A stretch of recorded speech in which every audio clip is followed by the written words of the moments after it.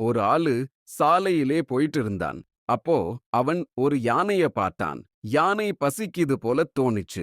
அதனால அவன் ஒன்னு சின்னதா இருக்கும் தர்பூசணிக்காய் கொடுத்தான். யானை உடனே அத புடிச்சு ஒரே மாத்திரத்திலே சாப்பிட்டுடுச்சு. அடுத்தது இன்னொன்னு கேட்டுச்சு.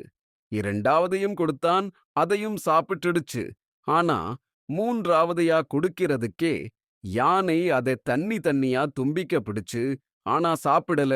நாலாவதையும் கொடுத்தான், அதையும் யானை சாப்பிடல. அவ்வளவுதான். எல்லாத்தையும் தும்பிக்கே பிடிச்சுக்கிட்டு இருந்துச்சு. அந்த ஆளுக்கு கலக்கலாச்சு. என்னடா இது, சாப்பிடாம ஏன் குவிச்சுக்கிட்டு இருக்கன்னு நினைச்சான். பின் அவன் இன்னொன்னு தர்பூசணிக்காய் கொடுத்தான். யானை அதையும் எடுத்துக்கிட்டுச்சு. அப்படியே எல்லாத்தையும் ஒரே மாத்திரத்திலே சாப்பிட போற மாதிரி பண்ணிச்சு.